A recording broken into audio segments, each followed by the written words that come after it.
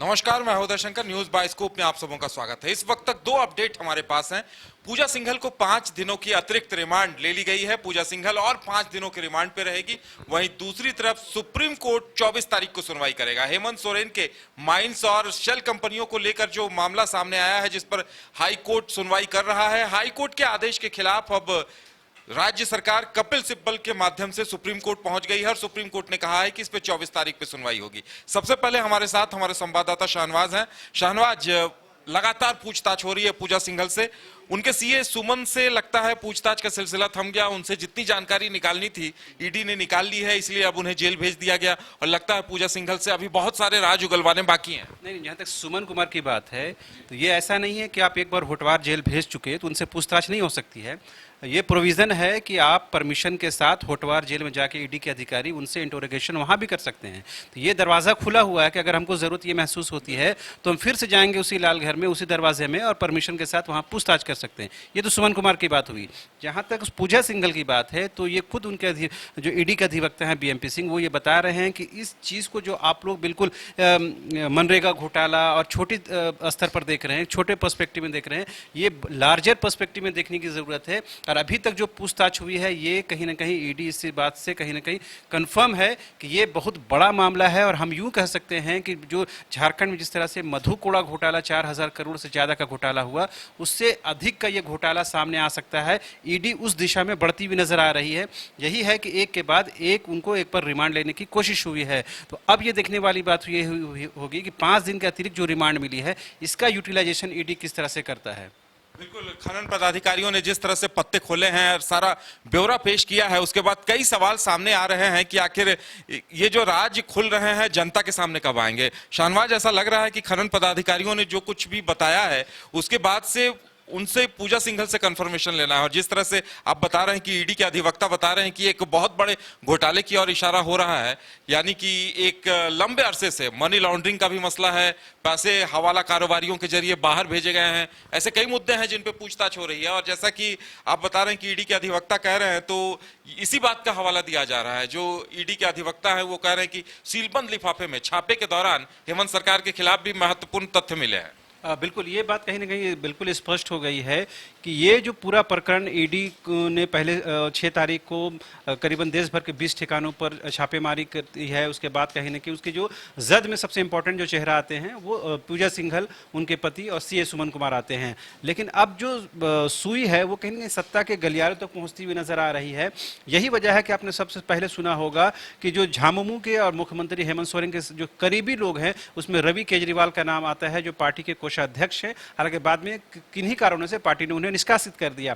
उनसे इंटरोगेशन होती है, उनसे पूछताछ होती है और ये कहीं ना कहीं ये बातें सूत्रों के हवाले से आ रही है कि उनको कहीं ना कहीं सरकारी गवाह बनाने की कवायद चल पड़ी है। अगर ऐसा होता है तो निश्चित तौर पर सरकार के लिए, मुख्यमंत्री के लिए एक बेहद मुश्किल दौर शुरू हो जाएगा। जहां तक जो माइनिंग ऑफिसर्स हैं, जो खनन पदाधिकारी हैं, उनसे पूछताछ हो रही है, उनसे जिस तरह से तथ्य मिल रहे हैं, ये कहीं ना कहीं बताने की कोशिश है कि ये सब कुछ सत्ता के आश्रय हो रहा था, सत्ता के दायरे में हो रहा था, सत्ता के इशारे पर हो रहा था। अब जाहिर से तौर पर सत्ता के मुख्य खुद मुख्यमंत्री हेमंत सोरेन है। अगर उनके जेर निगरानी कोई काम ऐसा होता है जो ईडी के उस बात को पकड़ती है, तो निश्चित तौर पर ये जो कार्रवाई है वो कहीं ना कहीं अब मुख्यमंत्री तरफ, सरकार की तरफ और यूं कहें कि झामुमो की तरफ बढ़ती हुई नजर आ रही है। अब 5 दिन को जो अतिरिक्त रिमांड मिला है, इससे ईडी मैक्सिमम यूटिलाइजेशन करना चाहेगी, क्योंकि जो पूजा सिंघल की तबीयत लगातार खराब होती जा रही है। डॉक्टरों ने भी इस बात की पुष्टि की है कि उनकी तबीयत नासाज है, खराब है, लिहाजा पूछताछ में थोड़ी इंटरप्शन जरूर आ रही है। लेकिन अब जो रिमांड मिला है ये मैक्सिमम जो इंट्रोगेशन का दौर अब शुरू होगा और इससे कहीं ना कहीं ये जो शक की सुई है वो सत्ता के गलियारों तक पहुंचेगी। जी बिल्कुल, शायद यही वजह है कि पूजा सिंघल अब काफी हताश और निराश दिखाई दे रही हैं। हमारे साथ मदन भी हैं। मदन, जिस तरह से सुप्रीम कोर्ट ईडी के अधिवक्ता तुषार मेहता ने इन तथ्यों को रखा था कि छापेमारी के दौरान बहुत महत्वपूर्ण दस्तावेज मिले हैं, वो सीधे सीलबंद लिफाफे में दिए जाएं, इसी के खिलाफ कपिल सिब्बल अब सुप्रीम कोर्ट चले गए हैं। क्या कुछ कहा गया है सुप्रीम कोर्ट की तरफ से? 24 तारीख को सुनवाई की बात है, तो अब सबकी नजरें तो वहां टिकी हुई हैं।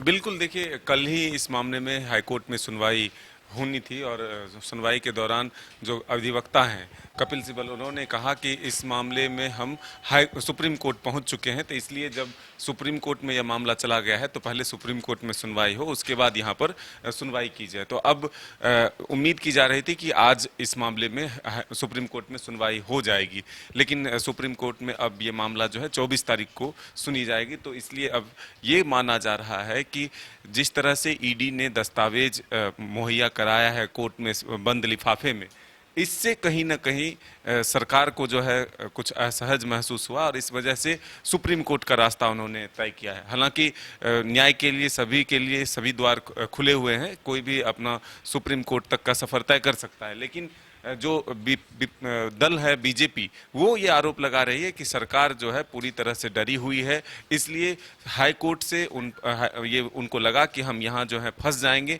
इस वजह से वो सुप्रीम कोर्ट का दरवाजा खटखटाएं। लेकिन न्यायिक व्यवस्था पर भरोसा होना चाहिए, ये बीजेपी का कहना है। वहीं जेएमएम के जो नेता हैं उनका साफ तौर पर कहना है कि सुप्रीम कोर्ट सुप्रीम न्याय करता है, इसलिए हम सुप्रीम कोर्ट गए हैं और हमारे पास भी तथ्य हैं, जो पुराने सुप्रीम कोर्ट के फैसले हैं उनको हम साथ में लेकर के प्रस्तुत होंगे, तो फिर कहीं ना कहीं हमको इसका बेनिफिट मिलेगा और इसलिए मुख्यमंत्री के पक्ष जो है वो मजबूत होंगे। बिल्कुल, ये चुनाव आयोग को भी जवाब दिया जाना था, क्या इस बारे में कोई जानकारी सामने आई है कि क्या जवाब दिया गया? बिल्कुल सेम प्रक्रिया इसमें भी अपनाया गया है। जो मामले हैं, जो जेएमएम है वो ये कह रही है कि ये मामला कहीं से भी नाई ने का नहीं बनता है और मुख्यमंत्री पूरे पॉइंट वाइज जो है जवाब तैयार करके चुनाव आयोग को दे रही है, जिसमें कि कई कोर्ट के फैसले भी इस तरह के जो मामले, चाहे हाई कोर्ट हो, सुप्रीम कोर्ट हो, जो फैसले आए हुए हैं उसको साथ में दे करके आज 5 बजे शाम तक का वक्त है और ऐसे में इस वक्त तक जो है चुनाव आयोग को जवाब देगी और पूरा भरोसा है उनको चुनाव आयोग पर भी कि एक निष्पक्ष फैसला जो है चुनाव आयोग करेगी। बिल्कुल, ये तो हुई दोनों घटनाओं की बात। इसके साथ साथ कई तरह की अफवाहें भी बाजार में चल रही हैं, कई तरह की बातें चर्चा में आ रही हैं और इन सियासी चर्चाओं को बीजेपी और जेएमएम के लोग एक दूसरे पे हमलावर हैं। मदन, इस तरह की बातें भी सामने आ रही हैं कि बदले की कार्रवाई, बीजेपी आरोप लगा रही है कि बाबूलाल मरांडी की सदस्यता खत्म होने जा रही है तो रघुवर दास गिरफ्तार हो सकते हैं, इस तरह की कई बातें सामने आ रही हैं। बिल्कुल, देखिए दोनों बातें बीजेपी ने प्रेस कॉन्फ्रेंस करके क्लियर कर दिया है। जिस तरह से बाबूलाल मरांडी के मामले में विधानसभा न्यायाधिकरण में सुनवाई चल रही है, तो अब जो राजकुमार यादव हैं जिन्होंने मामला दर्ज करवाया था, उनका जो एक ऑडियो आया है उसको बीजेपी अपना एक मुद्दा बना रही है और कह रही है कि विधानसभा में सारे डिसीजन पहले से तय हैं और मुख्यमंत्री जी भी पहले ही कह चुके हैं कि बीजेपी नेता प्रतिपक्ष के लिए तरस जाएगी। तो इस तमाम चीज़ों से ये लगता है कि पहले से ही कोर्ट का फैसला जो है विधानसभा न्यायाधिकरण का तय है और बाबूलाल से डरी हुई है जेएमएम और सरकार, इसलिए बाबूलाल के नाम का फोबिया हो चुका है। वहीं बीजेपी के नेता प्रेस कॉन्फ्रेंस करके ये भी बताया था कि राज्य के कई बड़े पुलिस पदाधिकारियों का तबादला इसलिए कर दिया गया है ताकि जो आदेश दिए गए थे कि रघुवर दास को गिरफ्तार करना है, वो उस आदेश का पालन नहीं किए और इसलिए उनका तबादला कर दिया है। तो ये बदले की भावना से कार्रवाई हो रही है। अगर जो चर्चा है बाजारों में, तो उसको हम देखें तो ये है कि अगर मुख्यमंत्री पर किसी भी तरह का मुसीबत आता है तो फिर उस हिसाब से बीजेपी भी सही नहीं होगा। बीजेपी के साथ भी जो रघुवर दास हैं, जो बाबूलाल हैं, इन तमाम को घेरने, इन नेताओं को घेरने की कोशिश सरकार की तरफ से भी होगी। बिल्कुल, कई तरह की सियासी चर्चाएं चल रही हैं, महत्वपूर्ण घटनाएं घट रही हैं। शाहनवाज, ये अभी जो बीजेपी की बात हो रही है तो कांग्रेस की बात होना बेहद ज़रूरी है। 2-4 दिन पहले आपने सुना होगा राजेश ठाकुर का बयान आया कि हम सरकार के साथ हैं, भ्रष्टाचार के साथ नहीं है, लेकिन जो आरोप मुख्यमंत्री पर भ्रष्टाचार के लगे, यानी कि ऐसे मुसीबत की घड़ी में कांग्रेस ये बताना चाह रही है कि हम उनके साथ इनडायरेक्ट नहीं हैं, हम भ्रष्टाचार के खिलाफ हैं। कल देखिए आप कांग्रेस के जो बड़बोले विधायक है इरफान अंसारी, उन्होंने ये कहा है कि जो ईडी जो कार्रवाई कर रही है वो न्याय संगत है, वो कानून के दायरे में कर रही है। अब तक ये सत्ता पक्ष के लोग ये बताने की कोशिश कर रहे थे कि अब तक केंद्रीय एजेंसियों का मिसयूज हो रहा था, लेकिन अब उसी सत्ता के गलियारे से ये बात सामने आ रही है कि ये जो न्यायपूर्ण कार्रवाई है और न्याय संगत कार्रवाई है, तो ये समझने की जरूरत है। जहाँ तक इस तमाम प्रकरण के बीच में चूंकि राज्यसभा का चुनाव है और उस पर मोल भाव झारखंड में होता आया, ये कोई छिपी हुई बात नहीं है। वो जिस तरह से यहाँ पर करप्शन और पॉलिटिक्स यहाँ पर है, वो सबसे छिपी हुई नहीं है। कल जिस तरह से अविनाश पांडे ने और उससे पहले भी उन्होंने साफ तौर पर कह दिया है कि हमें एक सीट चाहिए, इसको जेएमएम को अब आत्ममंथन करने की ज़रूरत है।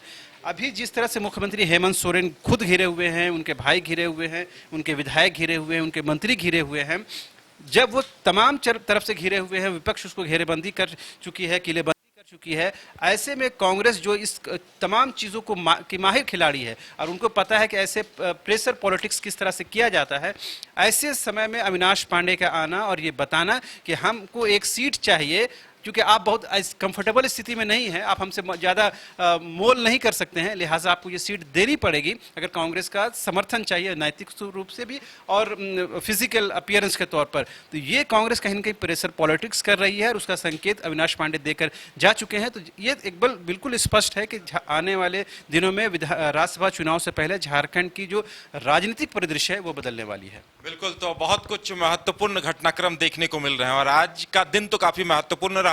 पूजा सिंघल को 5 दिनों के अतिरिक्त रिमांड पे ले लिया गया है, सुमन सिंह को जेल भेज दिया गया है। सुप्रीम कोर्ट में अब 24 तारीख को सुनवाई होनी है और चुनाव आयोग में आज शाम तक हेमंत सोरेन की तरफ से जवाब दाखिल किया जाना है और अब हर किसी को इंतजार रहेगा कि आने वाले दिनों में क्या कुछ होता है। फिलहाल हमारे साथ इतना ही, हमें दीजिए इजाजत और आप देखते रहिए न्यूज़ बाय स्कोप। नमस्कार।